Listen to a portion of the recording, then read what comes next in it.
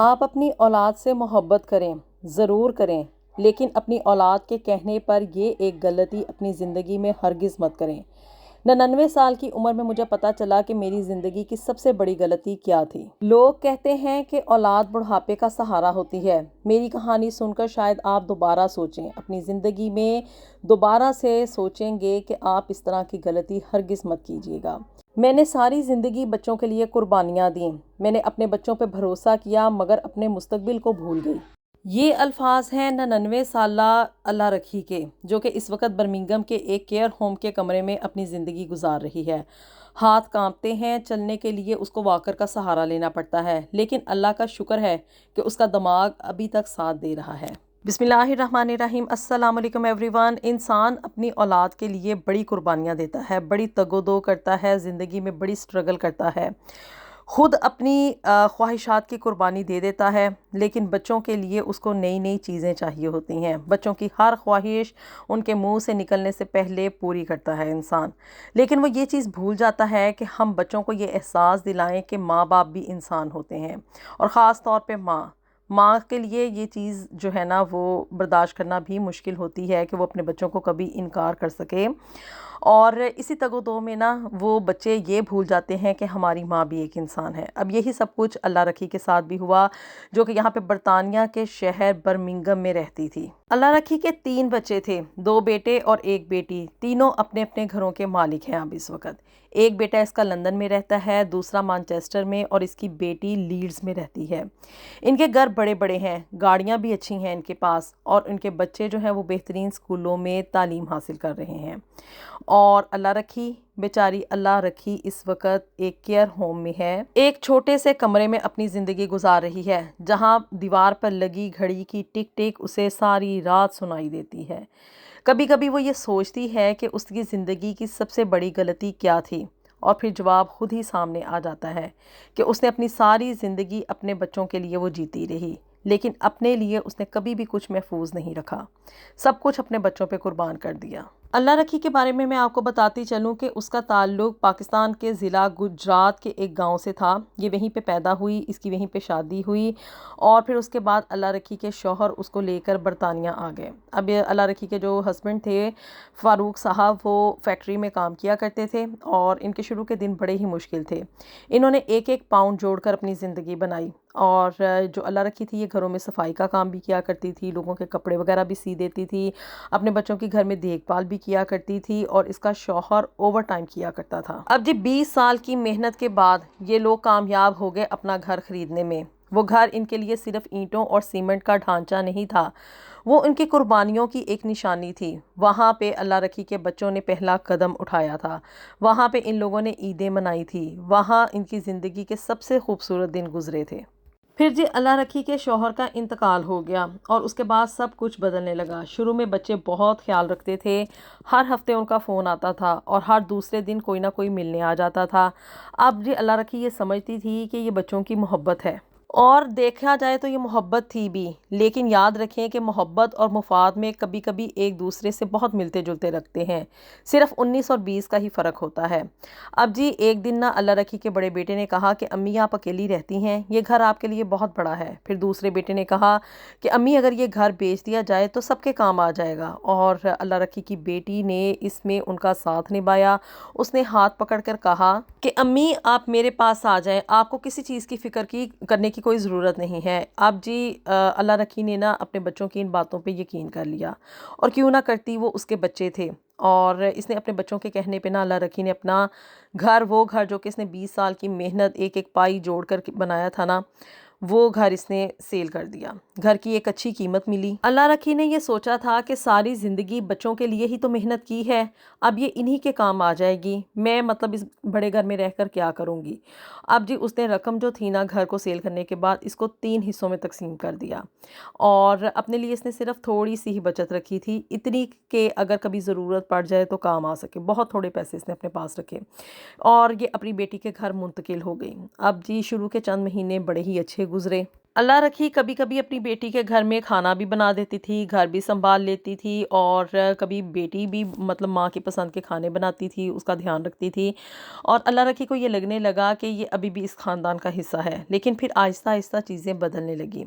اس نے یہ محسوس کیا کہ اللہ رکھی کی موجودگی ان لوگوں کے لیے ایک بوجھ ہے۔ ان لوگوں کو ایک کمرے کی ضرورت تھی، جو کہ کمرہ اللہ رکھی کے استعمال میں تھا، اور ان لوگوں کو پرائیویسی کی بھی ضرورت تھی، آزادی کی ضرورت تھی۔ اور ایک دن نہ جی، اب وہ دن آ گیا جب کہ اس کی بیٹی نے بڑی ہی نرمی سے یہ کہا کہ امی شاید آپ کے لیے نا اپنا ایک الگ فلیٹ بہتر رہے گا، بہتر ہوگا کہ آپ اپنا علیحدہ سے فلیٹ لیں اور اس میں شفٹ ہو جائیں۔ بڑی ہی آرام سے پیار سے اس نے یہ بات کہی تھی، اور اتنی کہ اس نے کنونسنگ انداز میں کہی کہ اللہ رکھی آگے سے انکار بھی نہ کر سکی۔ اللہ رکھی نے اپنا ایک چھوٹا سا فلیٹ لیا اور وہاں پہ منتقل ہو گئی۔ اب جی وہاں پہ منتقل ہونے کے بعد کیا کہ بھی وہاں کا دوائیاں، بل، کھانے پینے کا خرچہ، یہ سب کچھ جو تھے نا، وہ اللہ رکھی کی بچت جو تھی وہ کھانے لگے تھے۔ سال گزرتے گئے، بچت ختم ہوتی گئی، بچے مصروف ہوتے گئے، اور فون کم ہونے لگے۔ ملاقاتیں تو بالکل ہی ختم ہو گئی تھیں۔ اور پھر ایک وقت ایسا آیا جب کہ اللہ رکھی کے پاس کچھ نہ بچا، نہ گھر، نہ کوئی خاص بچت، نہ کوئی اختیار۔ اور اسی وقت اس نے پہلی بار یہ محسوس کیا، اس کو یہ احساس ہوا کہ انسان جب مالی طور پہ دوسروں پہ منحصر ہو جاتا ہے نا، تو اس کی عزت بھی آہستہ آہستہ کم ہونے لگتی ہے۔ شاید لوگ جان بوجھ کر ایسا نہیں کرتے، لیکن ایسا ہو جاتا ہے، کیونکہ پیسہ چیز ہی ایسی ہے۔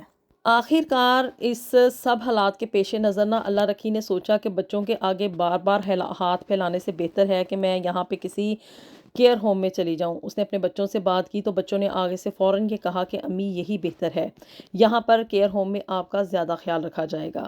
اور شاید وہ سچ بھی کہہ رہے تھے، کیونکہ وہاں پہ کھانا بھی ملتا تھا، دوائیاں بھی مل جاتی تھیں، نرسیں بھی اچھی تھیں، اس کا خیال بھی رکھتی تھیں۔ لیکن گھر کہیں نہیں تھا۔ گھر تو وہ جگہ ہوتی ہے جہاں پر کوئی آپ کا انتظار کر رہا ہو، یہاں پر کوئی اس کا انتظار کرنے والا نہیں تھا، یہاں صرف وقت گزرتا تھا۔ پھر جی 1 سال پہلے نا اللہ رکھی باتھ روم میں گر گئی، اور اس کے نا کولہے میں چوٹ لگ گئی۔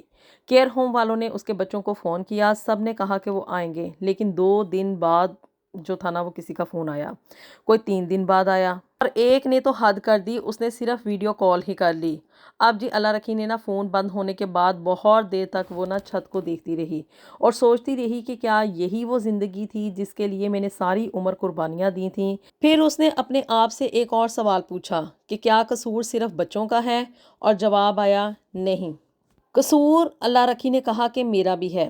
اس نے کہا کہ میں نے اپنے بچوں کو صرف یہی سکھایا کہ ماں ہمیشہ دے گی، ماں کبھی اپنے لیے نہیں سوچے گی، ماں اپنی ضرورتوں کو ہمیشہ آخر میں رکھے گی، اور میں نے ان کو یہ نہیں سکھایا کہ ماں بھی انسان ہوتی ہے، اسے بھی تحفظ چاہیے، اسے بھی مستقبل کے لیے کچھ بچا کر رکھنا چاہیے۔ اسی لیے اگر آپ لوگ اللہ رکھی کی یہ بات، اس کی یہ کہانی سن رہے ہیں، تو اس کا یہ کہنا ہے کہ ایک نصیحت آپ لوگ اپنی زندگی میں ہمیشہ یاد رکھیں۔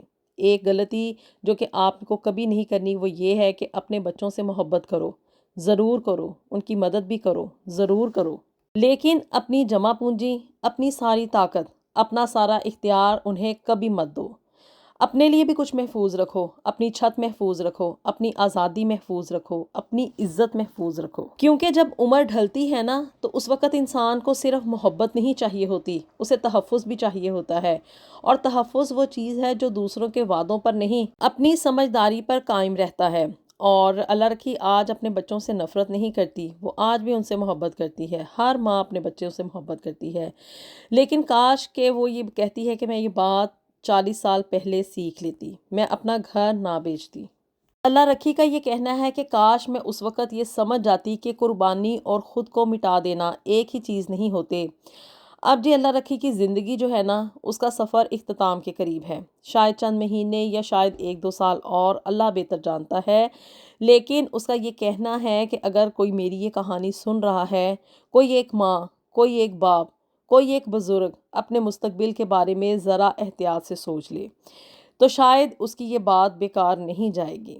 اپنے لیے ضرور کچھ بچا کر رکھو۔ اللہ پہ بھروسہ کرنا بہت اچھی بات ہے، اللہ پہ توکل کرنا چاہیے، لیکن اپنے مستقبل کے لیے، اپنے بڑھاپے کے لیے ضرور کچھ نہ کچھ بچا کر رکھو۔ جب تک آپ زندہ ہیں، اپنے نام پہ موجود پراپرٹی، اپنا بزنس کبھی بھی بچوں کو مت دیں۔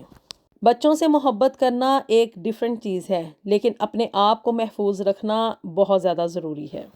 اللہ رکھی اب اس عمر میں کیئر ہوم کے ایک چھوٹے سے کمرے میں اکیلے زندگی گزارنے پہ مجبور ہے، اور وہ دن رات یہی سوچتی ہے کہ میری زندگی کی آخر غلطی کیا تھی، اور وہ اسی نتیجے پر پہنچی ہے کہ میں نے اپنی زندگی میں ہمیشہ سب کچھ اپنے بچوں کے لیے کیا، بہت ڈھیر ساری قربانیاں دیں، ان کو یہی سکھایا کہ بھی ماں جو ہے وہ سب کچھ دے دیتی ہے، لیکن میں کبھی ان کو یہ نہ سکھا سکی کہ ماں کو بھی کچھ چاہیے ہوتا ہے۔